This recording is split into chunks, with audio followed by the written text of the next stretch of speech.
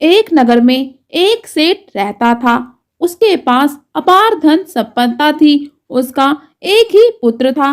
कालांतर में सेठ के परलोक गमन के उपरांत उसके पुत्र ने कुसंगति के प्रभाव में सारा धन नष्ट कर दिया। अब उसे खाने के लाले पड़ गए। तब उसकी पत्नी ने कहा, स्वामी, अगर हम दोनों काम करें तो हमारी समस्याएं कुछ कम हो सकती हैं। कम से कम भोजन की दिक्कत तो नहीं होगी। सेठ की पत्नी दूसरों के घर खाना बनाने और अन्य घरेलू काम करने लगी। सेठ जंगल से लकड़ियां काट कर लाता और बाजार में बेचता। जैसे तैसे उनका गुजर बसर होने लगा। लेकिन अभी अभावपूर्ण जीवन और कठिन कार्य करने का अभ्यास ना होने के कारण सेठ पुत्र को बड़ा कष्ट था। एक दिन जंगल में वह अपने पुराने दिनों को याद कर जोर जोर से रोने लगा। उसी समय भाग्य देवता और लक्ष्मी जी जंगल में घूमने निकले। सेठ की दीन दशा देख देवी लक्ष्मी गर्व से बोली, देखिए भाग्य देवता, मेरे बिना आदमी की क्या हालत होती है। भाग्य देवता मुस्कुराए, बोले, देवी, आपका कथन सत्य नहीं है। मनुष्य भाग्य प्रधान होता है। सुख दुख सब उसके कर्मों का फल है। यदि मनुष्य के कर्म सही नहीं है तो उसका भाग्य भी खराब हो जाता है। विपुल संपत्ति भी उसका भला नहीं कर सकती है। लेकिन लक्ष्मी जी उनके कथन से संतुष्ट नहीं हुई। अतः भाग्य देवता ने कहा, ठीक है, आप इस सेठ को पूर्ण धनवान बना दीजिए। लक्ष्मी जी ने उस सेठ के रास्ते में 2 बहुमूल्य लाल घड़े डाल दिए। सेठ पहले धनवान था। वह लालों के महत्व को जानता था। उसने खुशी खुशी लाल घड़ा उठा लिया और घर की ओर चल दिया। उसने सोचा, अब उसके दुख भरे दिन बीत गए हैं। रास्ते में नदी किनारे वह पानी पीने के लिए रुका। जैसे ही वह पानी पीने झुका, दोनों लाल जेब से निकलकर नदी में गिर गए और एक मछली उन्हें खाने की चीज समझकर निकल गई। सेठ के देखते देखते वह मछली नदी में गायब हो गई।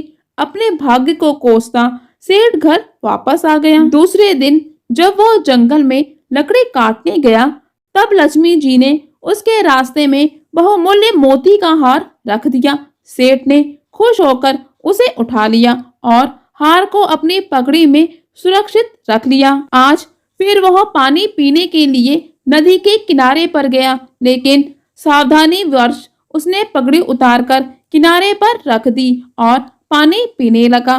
भाग्य का खेल देखिए कि उस समय एक चील पगड़ी को हार समेत लेकर उड़ गई। सेठ फिर खाली हाथ रह गया। अगले दिन लक्ष्मी जी ने उसके रास्ते में सोने की अस्फरियों से भरी थैली रख दी। सेठ ने थैली को देखकर ऊपर वाले को धन्यवाद दिया। वह थैली को लेकर इस बार सीधे घर गया। घर पर उसने देखा कि दरवाजा बंद है। उसकी पत्नी किसी काम से पड़ोस में गई थी। उसने अस्फरियों की थैली को घर के बाहर ही एक खूंटी पर टांग दिया और अपनी पत्नी को बुलाने पड़ोसी के घर चला गया। उसी समय उसकी एक दूसरी पड़ोसन उसके पत्नी से मिलने आई। उसने देखा कि दरवाजा बंद है और एक थैली बाहर खूंटी पर टंगी है। उत्सुकतावश उसने थैली को खोलकर देखा तो उसमें सोने की अश्वरियां भरी थी। उसे लालच आ गया और वह थैली लेकर चुपचाप अपने घर चली गई। सेठ जब पत्नी के साथ घर वापस लौटा तो थैली गायब देखकर उसने अपना माथा पीट लिया। लक्ष्मी जी ने जब देखा कि उनके सारे प्रयास व्यर्थ हो गए तो उन्होंने भाग्य देवता से कहा कि अब आप प्रयास करिए। भाग्य देवता बोले, अब देखो मैं किस तरह इसकी काया पलट करता हूँ। अगले दिन जंगल में जाते समय भाग्य देवता ने सेठ के रास्ते में 2 पैसे डाल दिए। सेठ ने पैसे उठाकर जेब में रख लिए। नदी किनारे मछुआरे मछली बेच रहे थे। सेठ ने 2 पैसों की एक मछली खरीद ली। उसके बाद वह लकड़ी काटने के लिए एक पेड़ पर चढ़ा।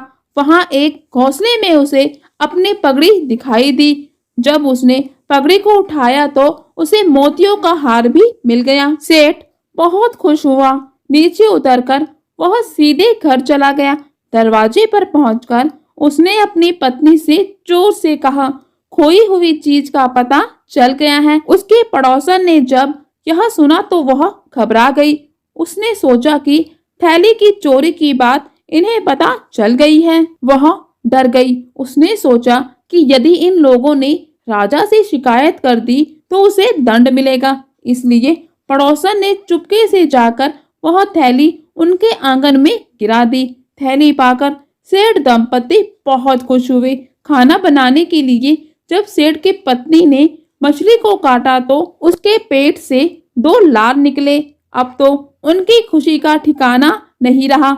उनके पुराने दिन लौट आए। सेठ दंपति सदाचरण करते हुए सुखपूर्वक जीवन व्यतीत करने